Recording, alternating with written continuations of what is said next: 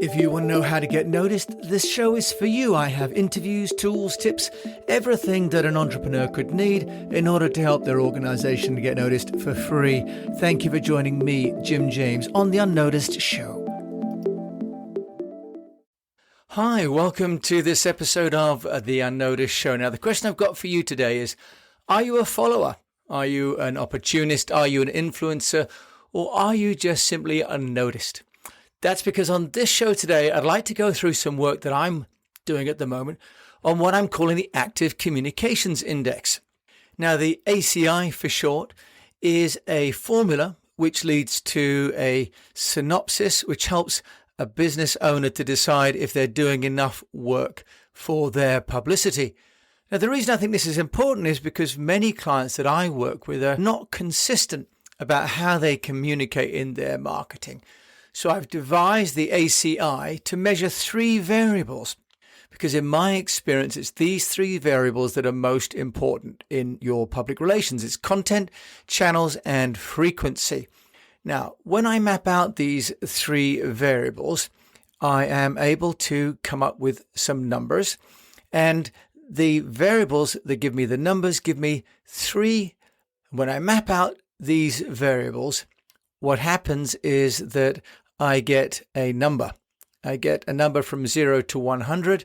And within these numbers, I can put different companies' profiles into different categories of being a follower, an opportunist, an influencer, or just simply unnoticed.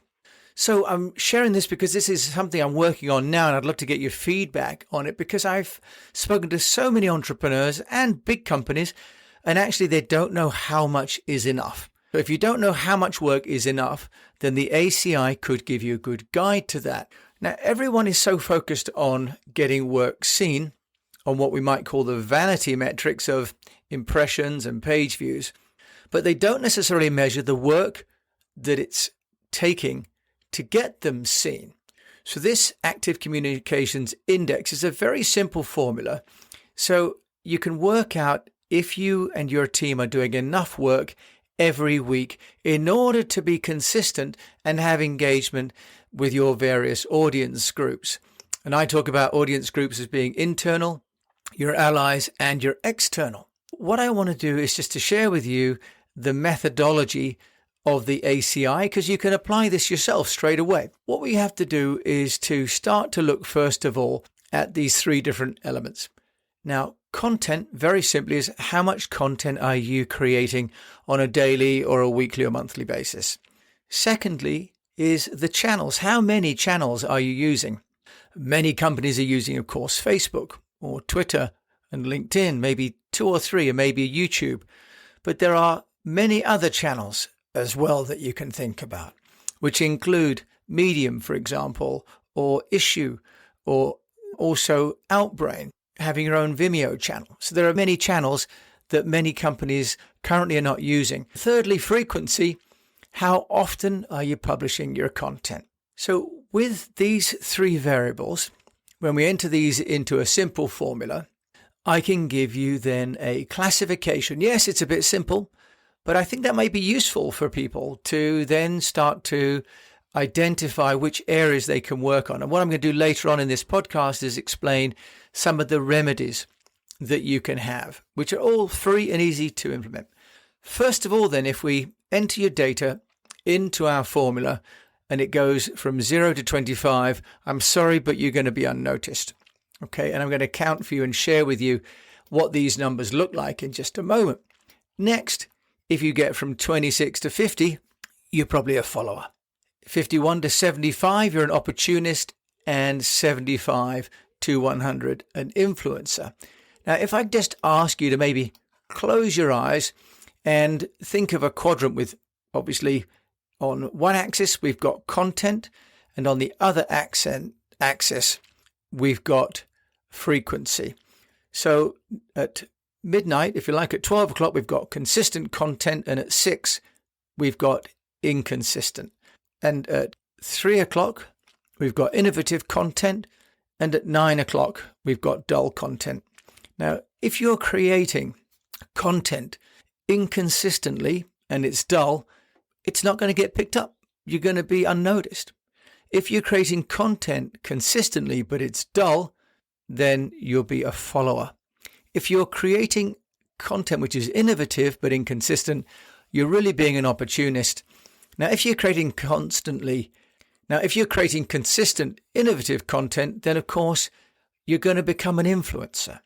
Okay, so the next thing I want you to think about is with these 4 quadrants, which are defined by the amount of content you create, where you put it, and how often you publish it, then we've got these 4 categories. We can create some plans and some strategies for you to implement on how to get to the top right-hand corner. Okay, then, so what I've got then is a table in front of me, which if you want, I can happily send to you later. And on this table, I've got the list of my 4 categories. I've got influencer, I've got opportunist, I've got follower, and I've got the unnoticed. And just to the right-hand side, I've got the condition. That is the condition that your company or yourself are in. So I'm going to go through those and then give you prescriptions of what you can do depending on the category that you find yourself in. So just to summarize, if you're an influencer, then your content is innovative, you utilize an optimal number of channels, and you are consistent in your publishing. If you're an opportunist, your content is innovative, but you're sporadic in your outreach and you use a limited number of channels. Now, if you're a follower, your content is dull, you're consistent probably though with your outreach because you're trying to keep up, and you use a limited number of channels. And if you're unnoticed, then your content is dull and you're sporadic in your outreach and you utilize a limited number of channels. Okay, so those are the definitions. Now, if we look at prescriptions, and we all really want to be in that top right-hand corner where instead of us chasing customers, customers are chasing us. Okay, let's start with the unnoticed amongst us. The unnoticed, in terms of your content is probably dull. You're not using enough channels and you're sporadic in your outreach. What can you do about that? On the content front, it's time to innovate and stop following what's been seen in the marketplace, either as best practice or even just something you've read. Let's look at the opportunities of storifying your business, as we talk about in the Speak PR program, how you can put the customer to the center of the story, make them the hero, and create a whole new body of content around who your business serves as customers, as your staff, and also your partners. On the channels front, it's time to increase the number of channels that you're using. Maybe currently you're using the channels that you're familiar with, but they may not be the channels that the next body of audience may be using. For example, let's say you're comfortable with LinkedIn, but you're not using medium.com for those articles. What channels can you be adding in order to extend your reach? And the third, frequency. Now, currently, if you're unnoticed, you're probably not scheduling enough. You're not sharing enough content frequently enough. So your content is appearing every now and again, and it also may not be scheduled when people are ready to read it or watch it or listen to it. Especially the case if you're working across time zones. For myself, I have listeners and clients in Asia and America and Europe. So I have to be really careful about when I send my content out. How can you schedule your content to be more frequent and more consistent? If you're a follower, then my definition is that your content is pretty dull. You're probably using a limited number of channels, but you are consistent in your outreach because you're trying to keep up. You're not left behind like an unnoticed, but also you're just part of the also-rans. Now, your content then, it's time to innovate. What could you do to start to lift your content? How could you find content to be more fun, more leading edge? Could you be using more research in your content? Could you be showing more pictures in your content? Could you be using video, for example? With channels, it's time to extend the number of channels that you've got. As I've said before on the Unnoticed, you may already be using some channels that you're familiar with, but you may not be using those that you're not so comfortable with. You may be just embedding your content, for example, on a generic YouTube page. You may not have got it within your own YouTube channel. You may not be using some of the other platforms like Reddit, for example, which is very good in the B2B space. Now, what about frequency? Now, you're probably sending out enough content, but you're probably doing it manually because you're sending out content because you want to keep up with everybody else, but it's probably not going out in an automated way. You're probably just seeing when people are posting things, or when you've got something, then you send it out. So get it scheduled, get it batched so it can go out more frequently. Now, the Opportunist, your content is innovative, but you're only using a limited number of channels, and you're sporadic in your outreach.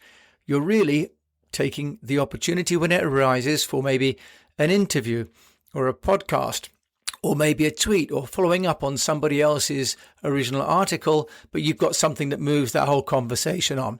So you're an opportunist, but actually you've got all the potential to become an influencer.